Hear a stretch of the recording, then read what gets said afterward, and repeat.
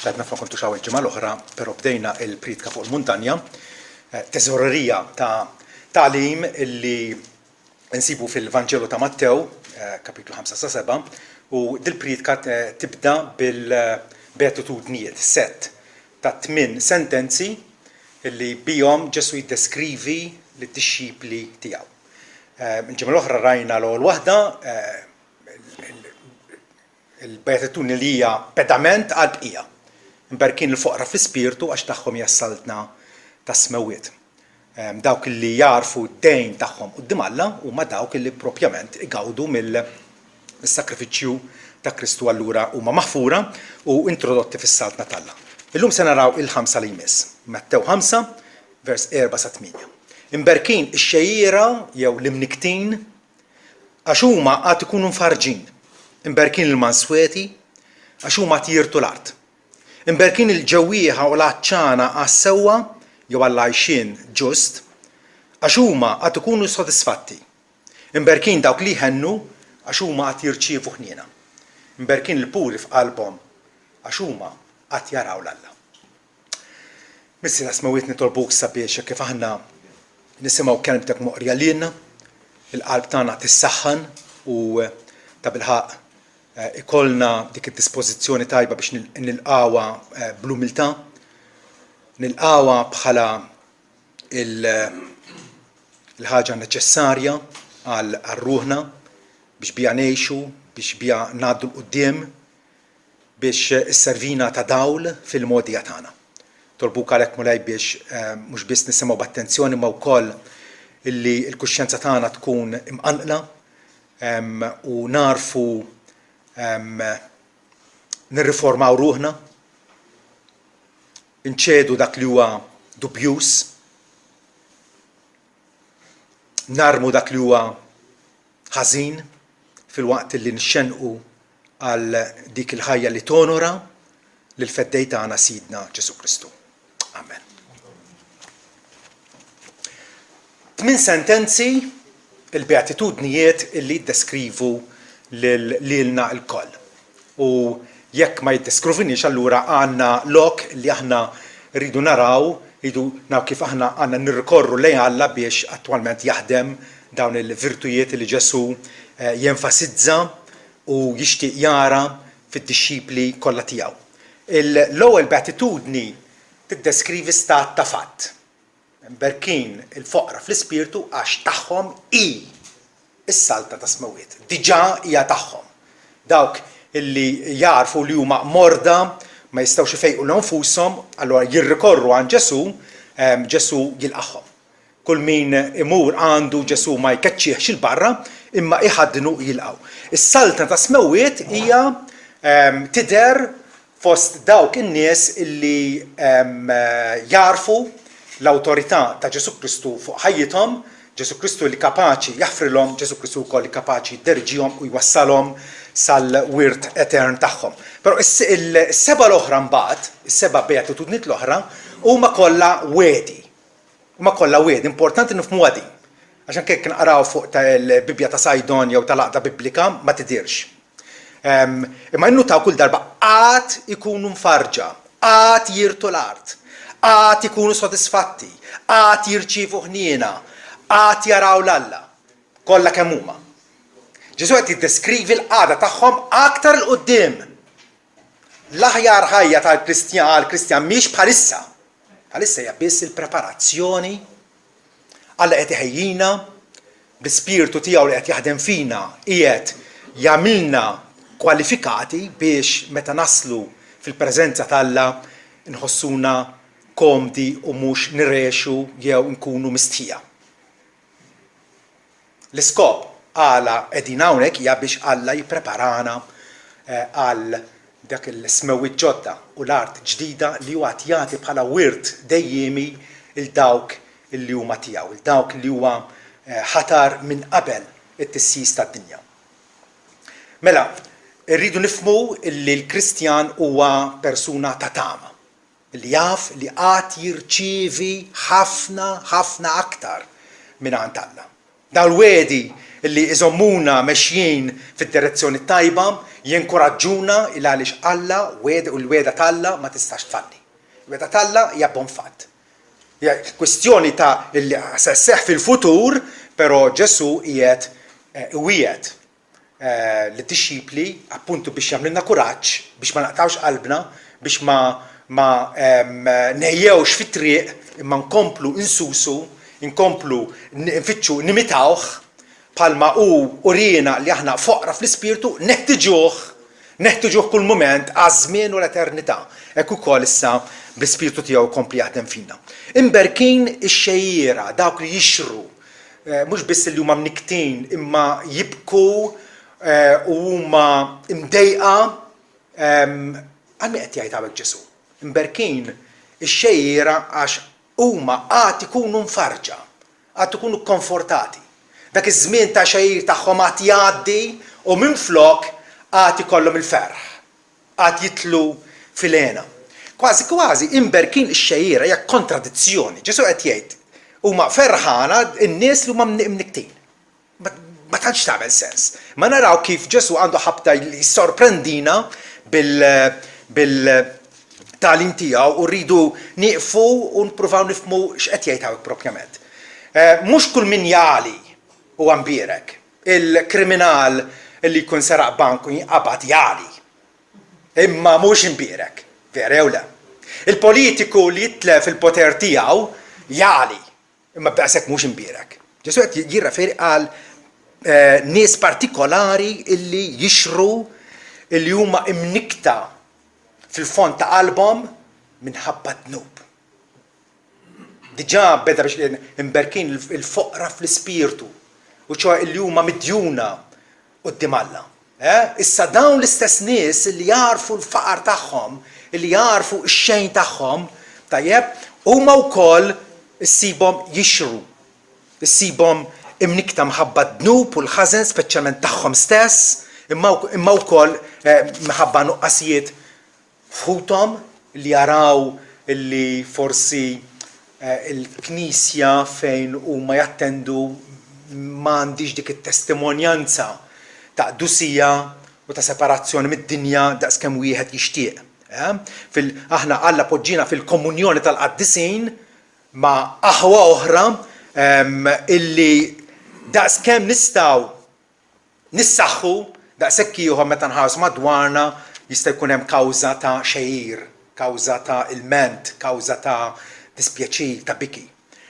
Ġak infatti kellu l-kuraġġ lill-aħwa meta kitbilhom qalilhom ersqu lej Alla u hu jersaq lejkom, natfu jdejkom ja midinbin u saffu qalbkom ja intom ta' żewġ timħuh, araw kemm intom fil-hemm. Realizzaw kemm intom fil-hemm, tniktu u wolfqu, ħajinbidel id-daħ tagħkom f'biki u l-ferħ tagħkom f'niket. Ħafna drabi l-Kristjan iġib ruħu b'mod karnivalesk f'din id-dinja, fejn suppost qiegħed iwissi u jissielet f'battalja kontinwa kontra d-dnub jitkaxkar mal-ħamla tas-soċjetà. Flok ma nieqfu sodi nagħmlu sempliċement kif qed jagħmel ħadd ieħor. Ġabu qed jgħidilna li id-daħ tagħna sikwit għandu jinbidel f'biki u l-ferħ tagħkom f'niket. Il-dixxiplu ta' Ġesu wkoll jitniket minħabba l-inġustizzja u l-oppressjoni li sikwit jara fis-soċjetà ta' madwaru. Illi m'hemmx dik il-ġustizzja li wieħed jixtieq jara. Amos, il-profeta Amos olla neħnu kemm il-darba u bil-qawwa kontra l-oppressjoni li kienet għaddejja fi żmienu. Is-sinjuri kienu jbiegħu lill-fqir għal par sandli, għal sempliċi qorq, kienu jbiegħu lill-proxmu tagħhom. Tal-affarijiet li jiġru u narawhom jiġru. Issa l-mista f'Salm 119 jgħid xmajjar ta' dmuħ jinżlu minn għajnejja. Għaliex? Għax in-nies ma jżommux il-liġi tiegħek għallu l-Alla. Għandna dawn is-sentimenti fina. Għandna d-dispożizzjoni illi iva ta' bilħaq il-Kristjan jifraħ b'ferħ ma jtfissirx mill-glorja. Imma fl-istess ħin ukoll huwa mnikket. Meta jara l-isem talla illi mhuwiex onorat fis-soċjetà. Illi jara l-indifferenza l-Evanġelu. Il-riżultati f'qajra illi naraw. Dan affarijiet għandhom iniktuna. Pawlu jgħid illi jien għandi niket f'qalbi u għali kbir minħabba ħuti il-lut. Għaliex għax memnux il-Vanġelu, warbu lill-Messija li kienu ilu imwiet lilhom għal ħafna sekli mill-profeti talla. Il-Kristjan ukoll jali u jitnikket meta jara l-falliment tal-umanità in ġenerali li tagħti suppostati glorja lill-Alla u ringrazzjament lill-Alla frattant x'naraw madwarna, reliġjonijiet folots, idolatrija sfaċċata, immoralità bla rażan. Qegħdin ngħixu f'dinja illi għandha tikkawżalna ħafna qali. Ħafna qali fil-qalb tagħna. L-ewwel petizzjoni li Ġesu għallimna nitolbu hija missiena inti fis-smawiet ħaj jitqaddes ismek. Ma kemm hija ta' bilħaq jitqaddes u jkun magnifikat l-isem Alla mill-popli tad-dinja. Ġesu xandar u annunzja illi Alla għad ifejqa l-midinbin b'qalbhom maqsuma il-dawn in-nies li huma imnikta minħabba ħżunithom, minħabba l-ħażen ta' madwarhom u flok qali għad jagħtihom lena, ikunu mfarġin. Għal darb'oħra iva. Rridu nifhmu illi din is-sitwazzjoni ta' bħalissa ta' stat ta' ribellioni kontra Alla mhux se jibqa' għal dejjem. Ġesu jgħidilna li għad jiġi żmien meta hu nnifsu jiġi jirritorna ma' sħab tas-sema biex jagħmel vendikazzjoni, jagħti retribuzzjoni l dawk illi ma jkunux obdew l-Evanġelju ta' Sidna Ġesu Kristu. Il-beatitudni li jmiss hija mberkin il-mansweti, mberkin il-ġwejdin. Min huma l-ġwejdin? Li tkun ġwejjed ma jfissirx li inti li tkun najxu, jew li tkun dajef, jew debboli u tħalli l-ħadd ieħor jagħmel bik li jrid isek ċippitatu. Le xemm minn dan. Mberkin mansweti Ġesu jgħid għax huma qatt jirtu l-art. Għal darb'oħra Ġesu qiegħed jgħidilna għejxu hekk. Għaliex il-weda hija li qatt nirtu l-art. Bħalissa l-art ta' mini, ta' dawk li jifilħu jikkalpestaw, dawk li jifilħu jagħmlu l-ħażen, tagħhom hija l-art. Tagħhom huwa l-ġid tad-dinja. Frattant Ġesu jgħid li il-mansweti qatt jirtu l-art. Il-mansweti huma dawk in-nies li isofru ndinjità mingħajr il-ment, ifittxu jedifikaw jtejbu għaskapitu tagħhom fushom, ma jasserixxux li nfushom bħalli kieku għand il-pensijiet aranu rat misnix, mhux dak it-tip ta' nies. Il-mansweti huma dawk illi jisħu fuq l-interessi ta' ħaddieħor. Pawlu jiddeskrivi l-mansweti fil-ittra l-Filippin kapitlu 2 vers 3 fejn jgħidilna ħa ma jsir xejn biġġliet jew ftaħir fieraħ. Imma bl-umiltà ħalli kull wieħed iżomm lill-oħrajn aħjar minnu.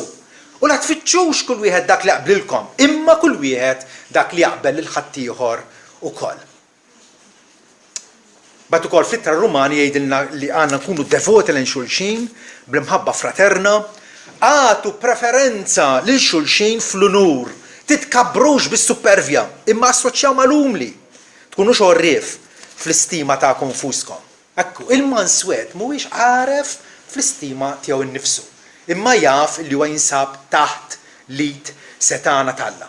Il-ġwejjed mela huwa l-oppost tal-bniedem ambizzjuż u għajjur. Huwa l-oppost tiegħu. Il-mansweti ma jirreferux għal grad tagħhom biex jintimidaw.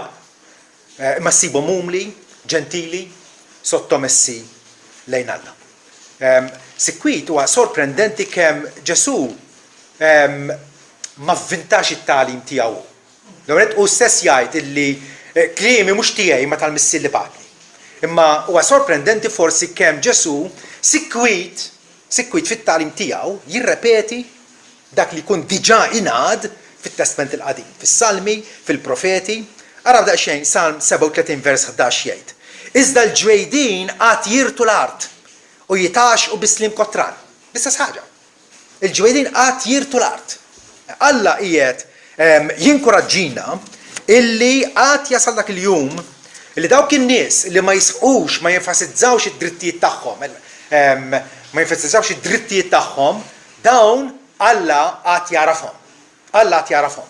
Ġesu kellu dritt li jkun servut, però qal jiena qiegħed fostkom bħal wieħed li naqdi. U kien lest, kien dispost, wara inizjattiva biss anke ħasel issa għajn ta' disċipli. Meta ħadd minnhom ma' volontierja. Hemm huwa l-bniedem ġentili. U stess jgħid, ejjew għandi intom ukoll li intom mtaqlin u mobbin u jien serraħkom ħudu l-madma tiegħi u talmu minni għax jien ġwejjed u umli f'qalbi. U intom sibu s-sarħana ruħkom. Ġesu deskriva, l-uniku darba fejn deskriva li hu nnifsu Ġesu jgħid jiena ġwejjed u umli f'qalbi. Der fostna Alla inkarnat u flok ma ġib biex ikun servut x'għamel, għadda jservi.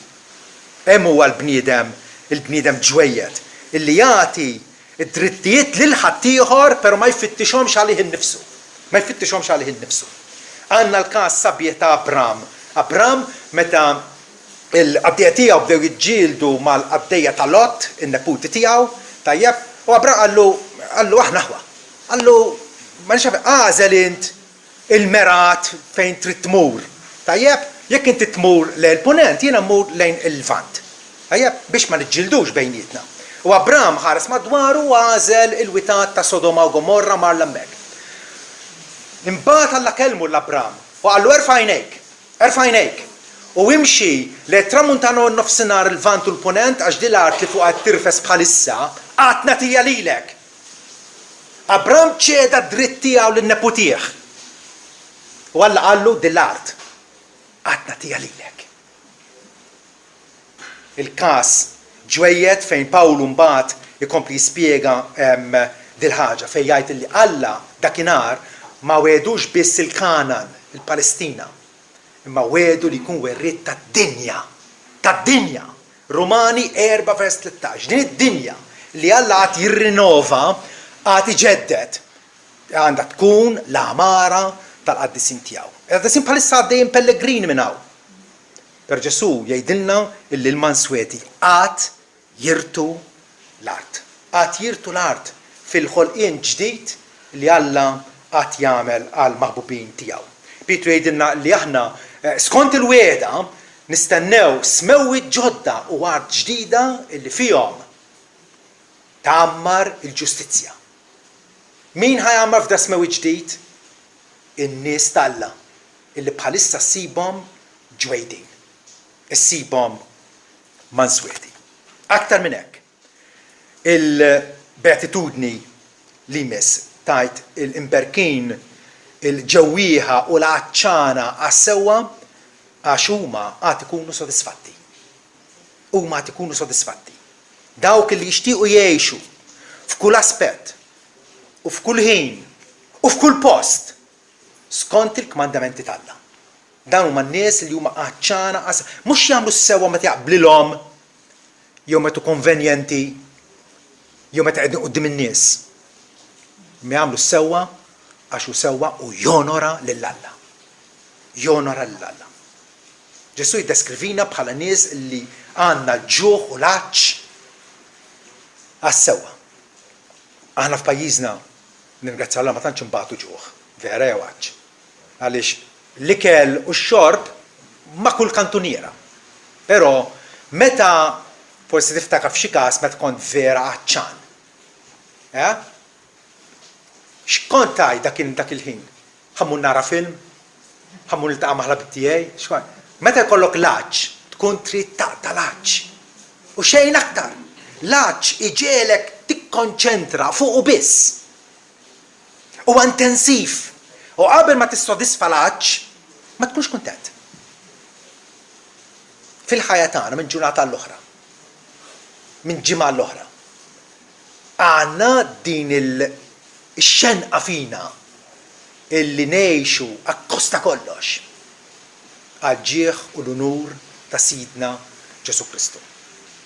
Għandha tkun l-ambizzjoni ewlenija tagħna illi illi ngħixu ħajja ġusta, ċoe ħajja skont il-kmandamenti tal-Alla. Zakkarija meta Alla taħilli reġa' jitkellem qal li s-salvazzjoni li Alla bagħtilna hija sabiex meħlusin minn itla dewwa tagħna naqduh bla biża' fil-qdusija u l-ġustizzja qudiemu jiemna kollha. Dan huwa l-iskop għalfejn Alla illiberana mill-ħtija tad-dnub, ressaqna lejh, daħħalna fis-saltna tiegħu biex ngħixu fil-qdusija u l-ġustizzja qudiemu jiemna kollha. Dal-għaċċu l-ġuħ għal-ġustizzja naraw Mosè meta l-Alla qallu għallimni t-toroq tiegħek. Imbagħad fit wara l-istess Mosè jgħidlu urini l-glorja tiegħek. Alla jgħallimna t-toroq tiegħu. Però kif nistgħu nissapportu li ġurnata wara ġurnata nimxu f'dik it-triq dejqa, ristretta, illi ħafna drabi hija skomda meta naraw il-glorja tal-Alla. Il-glorja tal-Alla tidher l-aħjar f'wiċċ ibnu Ġesu Kristu. Jekk ta' bilħaq narfu li Ġesu għandna l-aqwa inċentiv għala jmissna ngħixu ħajja sewwa. Is-salmi sikwit jesprimu din ix-xenqa għall-ġustizzja. Sant 42 minnhom. Bħalma ċerva hija mlebilba għall-ilma ġieri, hekk ruħi mlebilba għaliku Alla. Ruħi għaċċana għal Alla l-ħaj. Meta se nidher? Meta se niġi u nidher quddiem Alla? Dawn l-espressjoni kollha meta naqrawhom kif inħossuna fina nfusna. Għandna dik ix-xenqa, bħal dik iċ-ċerva fid-deżert, ma tistax issib l-ilma, x'tagħmel torqod? Le. X'tagħmel? Tkompli tfittex l-ilma sakemm issibu. Salm 63 David jgħid l-istess ħaġa Alla int Alla tiegħi, mis-sebħ infittxek jien, ruħi għaċċana għalik, laħmi mxenna għalik, fart nixfa u maħruqa fejn m'hemmx ilma. Għal darba din hija s-sitwazzjoni tagħna. Ġesu bil-beatitudnijiet qiegħed ipenġi d-dixxiplu ideali illi aħna għandna nfittxu li nikkonformaw ruħna ma' dak ir-ritratt li qed jagħtina. L-Apostlu Pawlu qal jiena rrid insir naf lilu, rrid insir naf lil Ġesu Kristu, il-qawwa tar-riżurazzjoni tiegħu, illi nissieħeb fit-tbatijiet tiegħu, insir nixbħu fil-mewta tiegħu. Jiġifieri illi immutu ma' Kristu sabiex miegħu wkoll ngħixu ħajja ġdida. Xi tellifna milli ikollna l-laċċu ġuħa ġustizzja Alla għajxien sewwa. Ħafna drabi l-ansjetà dwar ħwejjeġ mondana li nfissaw wisq fuq il-ħwejjeġ tad-dinja illi ħajgħaddu. Jew xewqa l-affarijiet li titġemma, titfaddal bħalli kieku ħadd mut bil-ġuħ. Ħadd mu jmut bil-ġuħ f'pajjiżna. Jew il-pjaċiri tal-ħajja, illi tiffoka biss fuq kif ħadd jieħu pjaċir. Jista' jkun x'ikun basta nieħu pjaċir. Mingħajr ma narfu illi l-aqwa pjaċiri jinsabu fil-preżenza tagħna. Fil-preżenza tiegħek hemm il-milja tal-ferħ jgħidlu s-salmista. Hemm il-milja tal-ferħ quddiemek hemm għaxqiet għal dejjem. Il-dawn in-nies li għandhom l-aċċ u l-ġuħ għall-ġustizzja, il-Ġesu jgħid li dawn għad ikunu sodisfatti. Meta tkun bil-ġuħ u tiekol ikla tajba, kif tħossok? Tħossok sodisfatt. Hekk ukoll tul dal-omor qasir tagħna ejjew nimmirħaw illi l-Alla tagħna nonorawh il għaliex għad tkunu sodisfatti. Ġwanni jgħid illi għadu ma derx se nkunu, pero nafu meta jidher Ġesu, meta jirritorna, aħna nkunu bħalu, għax naraw kif inhu. Dak huwa sodisfazzjon illi l-Kristjan ta' bilħaq ifittex. Aktar minn hekk, il-Kristjan huwa raġel jew mara illi jħennu. Imberkin dawk li juru ħniena għax għad jirċievu ħniena. Ovvjament jirċievu ħniena mingħand Alla fil-ġudizzju. Nies li jħennu ma dawk li jirreaġixxu għal bżonnijiet ovvji ta' ħadd ieħor. Kemm ta' bilħaq inħennu Well, xi tajt f'moħħok, forsi mhux bil-sienek, imma kif tħares lejn nies refuġjati fostna, klandestini, il qegħdin jaħarbu minn pajjiżhom minħabba il-qagħda mwera ta' gwerra ċivili f'pajjiżhom, ta' faqar estrem, u qed jippruvaw isibu futur ħajja. Kif tħares lejhom? Forsi bħala parassiti fuq l-ekonomija ta' pajjiżna, jew bħala nies maħluqa fuq xbija talla li għandhom bżonn l-għajnuna tiegħek. Dik biss forsi turik intix fil-qalb bniedem ħanin. Imma aktar minn hekk illi inti tagħti minn dak li Alla tak b'xejn biex ukoll tagħti l-ħadd. Ġesu der fostna l-aktar karatteristika illi l-evanġelisti jiffukaw fuq Ġesu u jirrikmandawha għall-limitazzjoni tagħna hija l-ħniena u l-modrija tiegħu lejn nies. Kull darba jgħidulna li ħares lejn il-folol tan-nies u tħassarhom. U fejjaq il-morda tagħhom. Għal darbtejn, jekk mhux iżjed, imma darbtejn żgur immultiplika l-ħobs biex jitmaħħom. Ma rridx li bagħthom lura d-dar sajmin li ma mhux joxew fit-triq. Ġesu huwa l-ħniena tal-inkarnata. Kemm ta' bilħa għandna minn dan l-ispirtu. Ġesu meta ċanfar il-Farizej għallilhom gwaja għalikom skribu Farizej ipokriti, għax intom tagħtu d-deċmi fuq in-nanieħ u x-xibtu l-kemmun, fuq id-dettalji żgħar tagħtu antent minna lit-tempju. Imma mbagħad traskurajt il-ħwejjex l-aktar importanti tal-liġi. U mill-liġi ta' Mosè kollha, miet ta' ordinanzi, statuti, kmandamenti, ordnijiet li tuhom Alla. Ġesu jasar dik il-liġi kollha fi 3 prinċipji. X'inhuma il-ħwejjeġ l-aktar importanti tal-liġi illi l-Fariżej traskurawhom? Il-ġustizzja, u ċoħ l-għajxien tajjeb, il-ħniena u l-fedeltà. Il-fedeltà li tgħix quddiem Alla leali lejh. Imma Ġesu jsemmi l-ħniena. L-ħniena hija l-imħabba fl-azzjoni. L-imħabba li tara lil-batut u ma tħallihx batut. Il-ħniena illi għandek il-Samaritan illi seta faċilment baqa' għaddej bħal magħmel il-Qassis, bħal magħmel il-Levita. Tajjeb, forsi kellhom ir-raġunijiet tagħhom ukoll. Imma is-Samaritan waqaf dewwieħ lil dak li kien nofsu mejjed fit-triq. Ħadu fil-lukanda, ħallaslu għal kura hemm ħniena fl-azzjoni. Il-ħniena fl-azzjoni. Ġesu il-Fariżej jgħidulhom f'dan l-ħwejjeġ meskom għamiltu. Illi tkunu nies ħanina mħaddieħor u lill-oħrajn ma titraskurawhomx laqqas.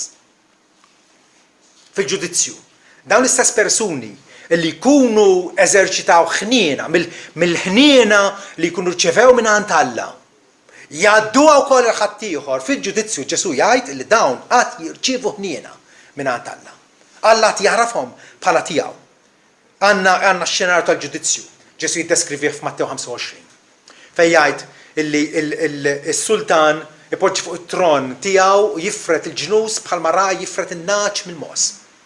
Ta' fuq għax-xenarju. U l-dawk fuq l-lemin tiegħu jgħidulhom ejjew imberkin ta' missieri, itlu fis-saltna mħejja għalikom għax jiena kont bil-ġuħ u tmajtuni, kont bil-għaġġ u sqejtuni, kont il-ħabs ġejtu żżuruni, kont għarwien irbistuni. U x'jgħidulu l-ġusti ta' kienar? Mulej. Fejn rajnik bil-għaġġ? U tajnik tixrob. Fejn rajnik għarwien u libbisnik?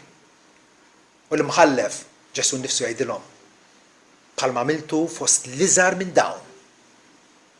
Għamiltuh miegħi. Ġesu jaraf lil tiegħu il għaliex ikunu għexu skont l-Ispirtu Qaddis tiegħu. Għalhekk bagħtilna l-Ispirtu Santu fil-qlub tagħna biex jinvigorana, biex jiffortifika, biex jqawwina sabiex insiru nixbħuh. Dan huwa l-iskop kollu tal-beatitudnijiet. Ġesu qed jgħidilna immiraw lejn dan l-ideal. Ġagbu 2 vers 13 jgħid il-ġudizzju se jkun bla ħniena għal min ma jurux ħniena. Xi ħaġa tal-waħx. Għal min ma jurux ħniena bħalissa fil-ġudizzju mhux se jintwerilu ħniena. Imma l-ħniena titrjonfa fuq il-ġudizzju. Kliem ta' komfort għal dawk li attwalment mill-soprabbondanza tal-ħniena rċivejna kapaċi wkoll iħennu għal ħadd ieħor. L-aħħar beatitudni għallum Ġesu jgħid imberkin il-puri jew il-safin f'qalbhom għax huma qed jaraw l-Alla. Għal darb'oħra huma qed jaraw lill-Alla. Din għall-mistennija tagħna u x'vera, it-tama tagħna hawnhekk Ġesu qed jirreferi għal dawk illi l-ewwel nett Alla natfilhom qalbhom bil-fidi. Pietru jgħidha ċaru tont. Fl-Atti 15 vers 9 jgħid illi Alla jnaddaf qlubna bil-fidi f'Ġesu. Alla jiġġustifikana, Alla inaddafna meta aħna nesprimu l-fiduċja tagħna f'Ġesu. Mhux nħarsu lejn anfusna, ma nħarsu lejn dak li huwa il-perfett, il-qaddis tagħna. Frattant dawn in-nies ukoll ifittxu illi jgħixu ħajja pura. Mhux esternament, mhux għal wiċċ in-nies, mhux biex jaqalaw ir-rakkomandazzjoni u l-prosit tan-nies. Ejjew nimmiraw lejha l-aħwadi. Irrid inkun pur fil-qalb tiegħi, fil-ħsibijiet tiegħi, fl-atteġġjament tiegħi, imbagħad jibda jintwera fit-diskors tiegħi, fl-imġiba tiegħi. Minħabba Alla. Għax Alla kif mandani. Gwaj għalikom Ġesu jerġa' jgħidilhom, skribi u fariżej ipokriti għax intom tnatfu l-estern, in-naħa ta' barra tat-tazza u l-platt. Imma minn ġewwa intom mimlijin rejba u intemperanza. Rejba iridu. Il-fariżej kienu jħobbu l-flus. Iridu, u l-intemperanza. Jiġifieri il-passjonijiet ta' ġisimhom ma kinux kapaċi irażnuhom, imma iridu jesprimuhom. Meta ġapulu l-mara adultera fil-nofs u Ġesu għallhom m'għandu l-ebda dnub u ħadbilgħu l-ewwel ġebla vera, kollha kemm huma par problem, għax kollha kemm huma kienu bla temperanza fihom nfushom. Fariżew għami, naddaf l-ewwel il-ġewwien tat-tazza. Dik hija l-prijorità. Ġewwa. Kif jarani Alla. Kif jarani Alla. Qegħdin ngħixu f'soċjetà u hekk trabbejna. Immissa bħala dixxipli jridu naqtaw l-għada tal-antik u nimxu fit-tiġdid tal-ħajja. Irrid ikun jimpurtana aktar minn ġewwa, l-istat tar-ruħ tagħna. L-istat tar-ruħ tagħna. Naddaf l-ewwel il-ġewwien tat-tazza sabiex in-naħa ta' barra tiegħu jsir nadif ukoll. Dawn in-nies qatt jaraw l-Alla ja Ġesu. Dak li aħna ngħidu il-viżjoni beatifika. Meta ir-ruħ tara l-Alla. Alla huwa spiritu, huwa inviżibbli u ma nistgħux naraw l-Alla fil-milja tiegħu, però b'mod reali u b'mod ġenwin il-Bibbja twiegħed li dawk li huma safja f'qalbhom qatt jaraw l-Alla.